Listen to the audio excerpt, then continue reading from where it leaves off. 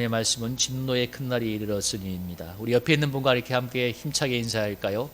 하나님의 안에 있는 것이 가장 안전합니다. 이렇게 인사하겠습니다. 시작.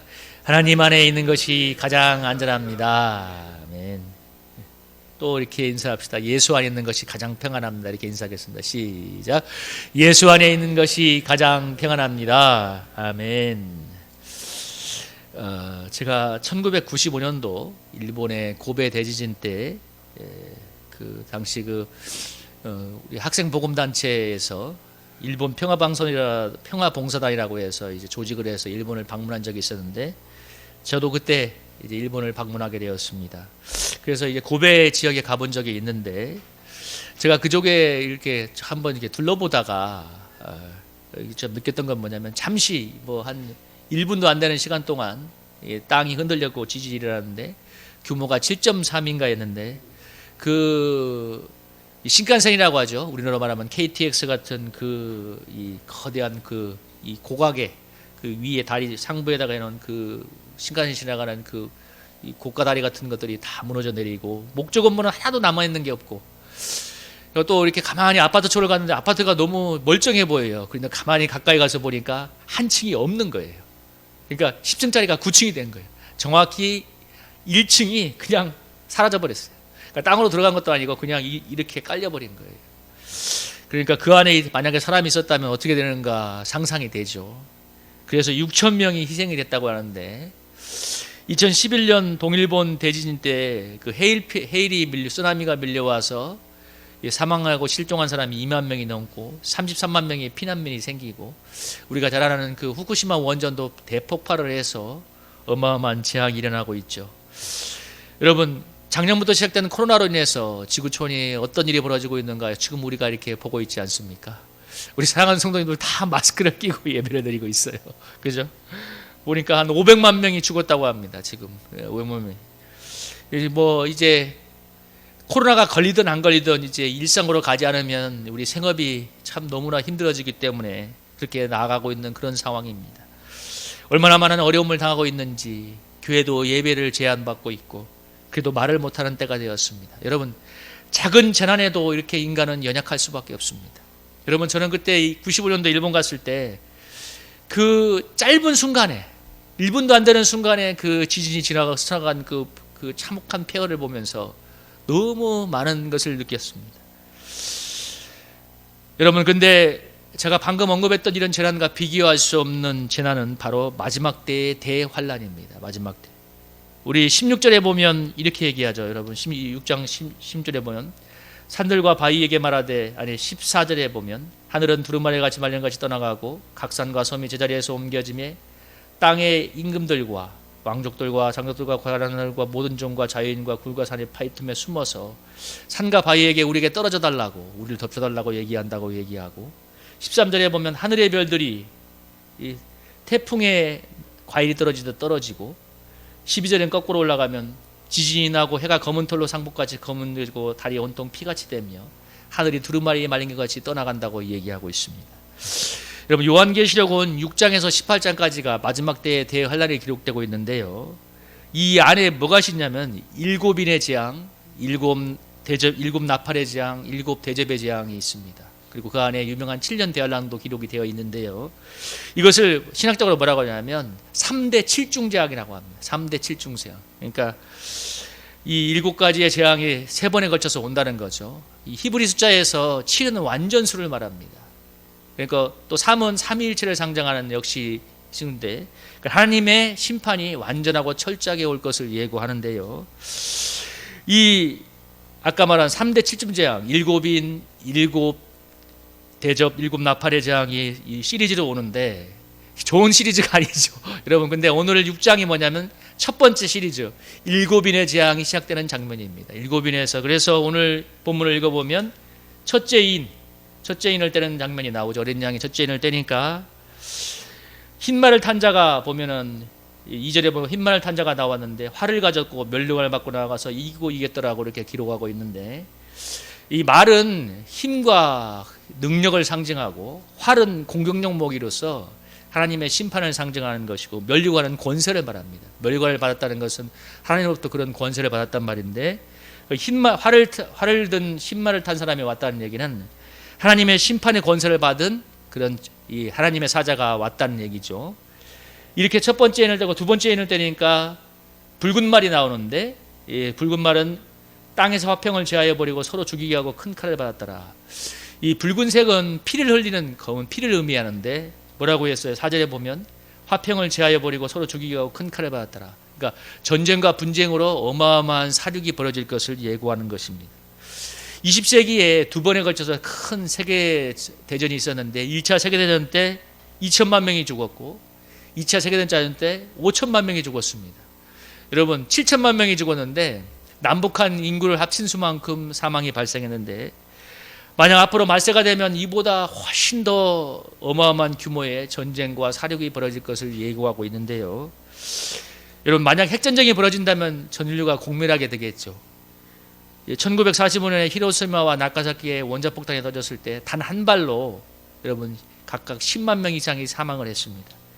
근데 이제 그 핵폭탄과 비교할 수도 없는 몇십 배, 몇백 배의 이력을 지닌 이 거대한 이 핵무기들이 있었고 이것이 계속 발전되고 있죠. 5, 6절을 보면 셋째 인을 떼니까 검은 말이 나오는데 6절에 보면 이런 얘기가 나오죠. 음성이 나는데 한 데나리온의 밀이 한 대고 한 데나리온의 벌이 석 대로다. 이렇게 표현이 나오는데, 검은 말은 검은색은 고난과 고통을 상징하는데요.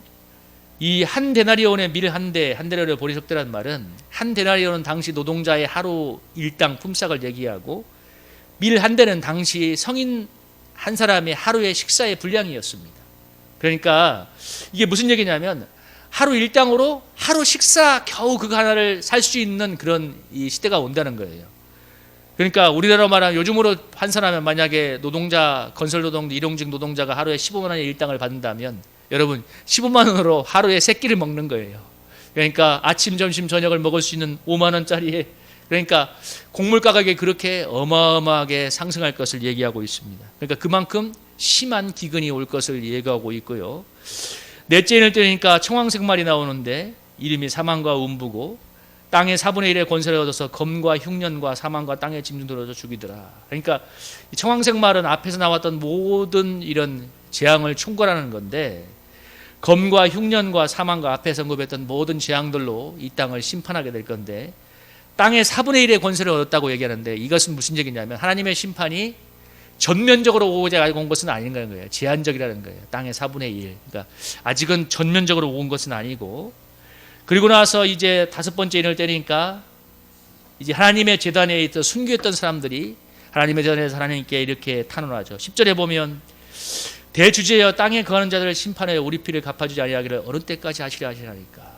하나님께 이 순교한 사람들이 이 하나님의 제단에서 그 영혼들이 뭐라고 얘기하냐면 하나님 이 땅을 심판하여 우리 피를 갚아주십시오.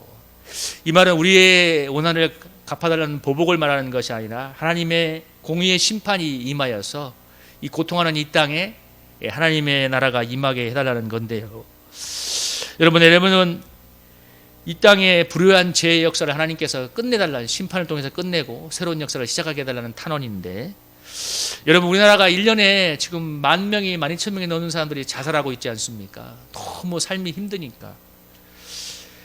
이 너무 힘들고 고통스러운 이 땅의 삶을 사람들이 자살로서 마감을 하는데요.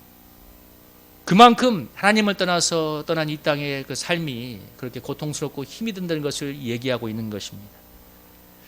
그런 이 땅에 하나님의 복음을, 구원의 복음을 증거하다가 순교한 사람들이 이 재료병든 이 땅의 역사가, 고통의 역사가 끝이 나고 새로운 하나님 나라가 도래하게 해달라고 이렇게 탄원하는 것은 당연한 것이죠. 근데 오늘 하나님께서 뭐라고 대답하냐면 아직 잠시 동안 시대 그들의 동무들과 형제들도 자기처럼 죽임을 당하여 구수가 차기까지 하라. 이 순교했던 영혼들이 하나님 이 땅을 심판하여 새로운 역사를 시작해 주시옵소서 기도하니까 뭐라고 얘기하냐면 그 수가 차기까지, 그러니까 너희들처럼 순교한 사람의 수가 차기까지 기다려라. 이렇게 하나님께서 잠시 동안 기다리라고 얘기합니다. 그러니까 이렇게 하나님의 정하신 심판과 새로운 하나님 나라의 때가 오려면 수가 차야 된다는 거죠. 순교자의 수가 차야 된다고 얘기하는데 그때 그 분량이 차면 하나님께서 이 역사를 행하신다는 거죠. 여러분 우리 개인도 마찬가지입니다. 하나님이 정하신 분량이 차야 나를 향한 하나님의 역사가 시작이 됩니다. 그래서 여러분 축복도 마찬가지예요. 하나님의 정하신 분량이 차야 되는데 오늘 순교자의 수가 차야 하나님의 마지막 심판의 때가 오고 그리고 하나님 나라가 온다는 것처럼 우리 개인에게도 하나님께서 원하시는 분량이 있어요. 여러분 저에겐 무엇을 원하실까요? 여러분에게도 무엇을 원하실까요? 저는 많이 상상해 본다면 첫째는 기도의 분량을 원하신다고 믿습니다. 기도의 분량이 차야 되고 인내의 분량이 차야 되고 헌신의 분량이 차야 되고 여러분 순종의 분량이 차야 됩니다.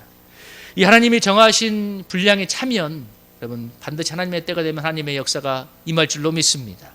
그래서 하나님의 때가 그 수가 차기까지 우리가 인내해야 되는 거죠.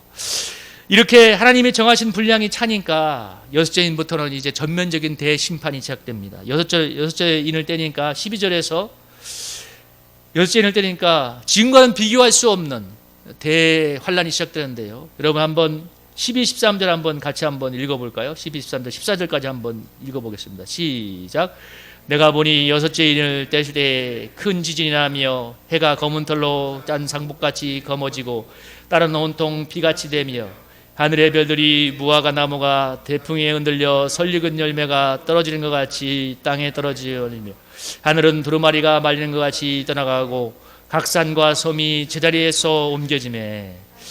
거기까지요. 우리 마지막 여섯째 인을 떼니까 지진이 나고 그리고 해가 검어지고 달이 피같이 되고 하늘의 별들이 태풍에 과일이 떨어지고 하늘이 두루마리는 것이 말리는 것이 떠나가고 각 산과 섬이 제자리에서 옮겨진다고 얘기합니다. 어마어마한 대환란이 왔다는 것을 얘기하죠.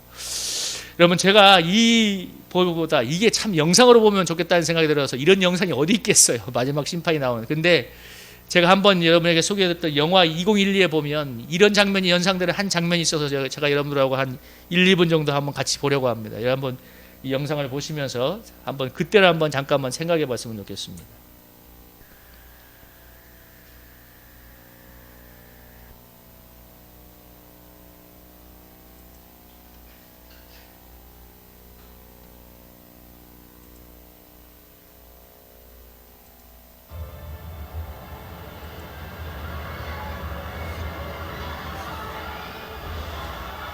이게 지진이 일어나서 거대한 해일이 히말라야 산맥을 덮치는 거예요. 히말라야 산맥.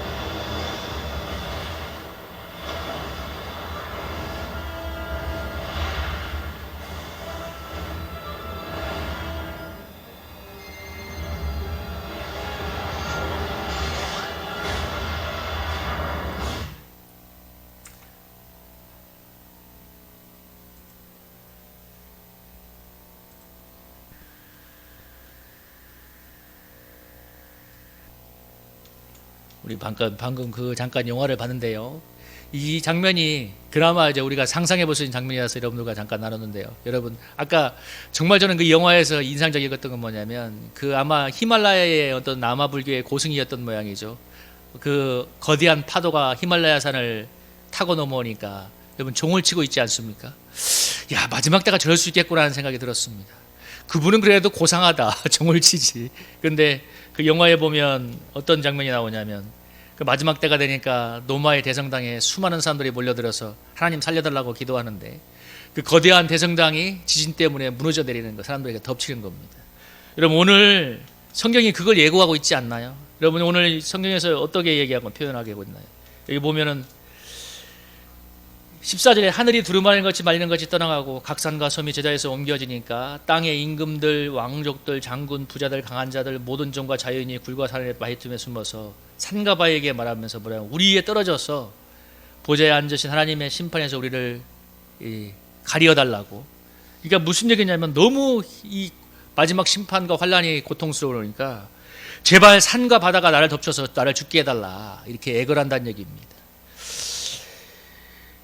오늘 15절을 보니까 여러분 특별히 이렇게 얘기하고 있어요. 15절에 보니까 땅의 임금, 왕족, 장군, 부자, 강한 자들 이렇게 5, 6개 이 땅에서 강한 사람들을 얘기하고 있고 모든 종과 자유인, 이것은 이제 모든 사람들을 얘기하고 모든 심판이 모든 사람들이 온다는 걸 얘기하지만 특별히 강한 자를 여기에 많이 언급하고 있습니다. 임금, 왕족, 장군, 부자, 강한 자들 이 사람들을 언급하고 있는데 특별히 이렇게 언급하고 있는 이유가 뭐냐면 이 땅에서 강하다고 정말 많은 것을 가지고 있다고 돈이 있고 권세가 있다고 자랑하던 그들도 뭐예요? 하나님의 심판이 오니까 15절에 산과 바다에게 말하되 우리에게 떨어져서 보좌에 앉으신 이의 얼굴에서 그 진노에서 우리를 가려달라. 정말 하나님의 심판 앞에 이렇게 무서워 떨고 절규할 수밖에 없다는 것을 얘기합니다. 사람들이 이 땅에서 강한 사람이 되기를 많이 소망하지만 그러나 그 강한 사람들도 하나님의 심판 앞에서는 이렇게 무릎을 꿇을 수밖에 없고 살려달라고, 아니 산과 바다에게 우리를 덮쳐서 죽게 해달라고 이렇게 구하게 된다는 것입니다. 이렇게 마지막 심판의 때에 하나님의 심판의 때에 무서워 절규할 때, 그러나 여러분 하나님의 구원을 찬양하며 예배드리는 자들이 있습니다. 여러분 이어지는 7장에 보면 7장 9절부터 14절이 그 내용이 나오는데요. 여러분 9절부터 10절 한번 같이 한번 읽어볼까요? 7장 요한계시록 7장 9절에서 10절 두 절만 한번 읽어보겠습니다. 시작. 이후에 내가 보니 각 나라와 족속과 백성과 방언에서 아무도 능히 셀 수 없는 큰 무리가 나와 흰옷을 입고 손에 종려가지를 들고 보좌과 어린 양 앞에 서서 큰 소리로 외쳐 이르되 구원하심이 보좌에 앉으신 우리 하나님과 어린 양에게 있도다 하니 아멘.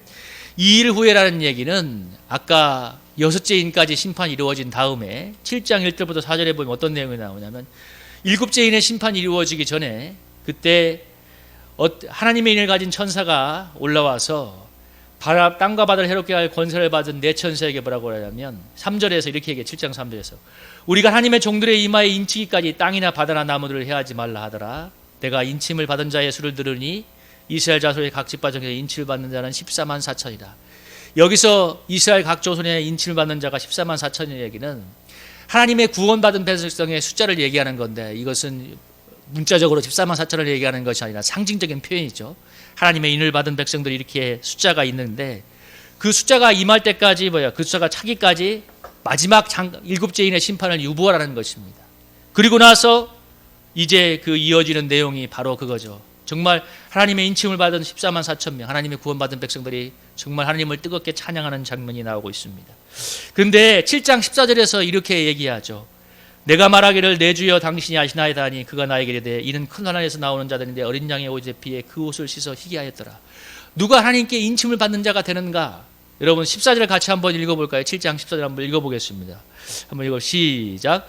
내가 말하기를 내 주여 당신이 아시나이다 하니 그가 나에게 이르되 이는 큰 환난에서 나오는 자들인데 어린 양의 옷에 비해 그 옷을 씻어 희게 하였더라. 아멘. 여러분 마지막 때에 하나님의 천사가 그 이마에 인을 치는 이스라엘의 14만 4천, 그러니까 구원받은 하나님 백성이 누가 되는가? 어린 양의 옷에 비해 그 옷을 씻어서 희게 하였다고 얘기합니다. 뭐예요?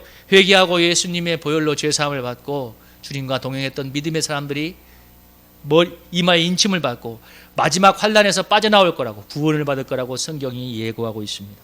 여러분 아까 6장 16절에서 15절에서 땅의 강한 자들이 정말 땅과 바다에게 우리를 덮쳐달라고 정말 죽음을 전두하고 있을 때 그와는 반대로 정말 하나님의 놀라운 구원을 찬양하는 사람들은 있는데 그가 바로 이마에 인침을 받은 사람들, 어린 양의 피에 그 옷을 씻어 희귀한 사람들입니다. 여러분 그 사람들은 마지막 대환란에서 건짐을 받아서 하나님의 구원을 찬양하게 될 것입니다. 여러분 창세기 6장 5, 9절에 보면 그 노아의 홍수 심판 때 하나님이 이렇게 얘기하죠. 내가 땅에 지은 모든 것을 진멸할 것인데 6장 8절에 뭐라고 하냐면 그러나 노아는 여호와께 은혜를 입었더라. 이것이 노아의 족본이라. 노아는 의인이요 당대의 완전한 자라. 그가 하나님과 동행하였더니. 여러분, 홍수 심판에서 유일하게 구원받은 노아가 뭐라고 했는데 의인이요 하나님과 동행했다고 말합니다. 여러분, 이 창세기 6장과 요한계시록 7장 14절을 우리 종합해서 얘기하면 어떻게 해석할 수 있겠습니까? 마지막 때 인침을 받고 구원을 받는 사람은 죄를 회개하고 보혈의 피로 사함 받아서 믿음으로 주님과 동행하는 그 사람이 여러분 마지막 때 은혜를 입을 줄로 믿습니다. 여러분, 인생은 결국 마지막 때 가봐야 하는 거예요. 이게 최후의 웃는 자가 여러분 진정한 승자인 줄로 믿습니다. 요한계시록 1장 3절에서 뭐라고 얘기하냐면 이 예언의 말씀을 읽고 듣고 그 가운데 기록한 것을 지키는 자는 복이 있나니 때가 가깝다고 얘기합니다. 1장 3절에서 이 예언의 말씀을 읽고 듣고 지키는 자가 복이 있나니 때가 가까웁니다. 여러분, 지금 코로나와 기상이변이 마지막 때의 징조를 말해주지만 이것은 대환란의 시작일 뿐입니다. 여러분, 마지막 아까 여섯째 인을 뗄 때 땅의 강한 자들이 정말 죽여달라고 절규하는 그때가 지금 우리를 향해 다가오고 있습니다. 여러분, 우리가 이 예언의 말씀을 읽고 듣고 지켜야 될 줄로 믿습니다. 그때 그 자가 진정으로 복이 있는 줄로 믿습니다. 여러분, 우리가 내일이면 삶의 자리로 돌아가지 않습니까? 너무 열심히 살고 애쓰고 살면 그리고 세상은 하나님과 아무런 상관이 없는 것처럼 보입니다. 여러분, 위드 코로나 한다니까 뉴스에 나오대요. 유명한 해외 관광지에 한국에서 인천공항에서 출발하는 모든 비행기 티켓이 동이 났대요. 몇 달간이. 유명한 관광지. 그러니까 사람들에게는, 하나님이 없는 사람들에게는 조금 근심하는 것지만 이내 일상으로 돌아가 버립니다. 여러분, 이런 세상에 우리가 살고 있기 때문에 여러분, 오늘 우리 요한계시록 1장 3절에서 얘기한 것처럼 성경이 오늘 우리를 통해서 얘기하는 이 예언의 말씀을 우리가 읽고 마음에 새기고 지키는 그런 은혜가 있었으면 좋겠습니다. 말씀 앞에 회개하고 죄 사함을 받고 믿음과 주님으로 동행하는 그 사람이야말로 여러분 마지막 환난의 때에 여러분 공포와 절규가 아니라 놀라운 승리의 환호를 부르면서 하나님 앞에 서게 되는 진정으로 복된 인생이 될 줄로 믿습니다. 우리 사랑하는 성도님에게 그런 은혜가 임하기를 기도합니다.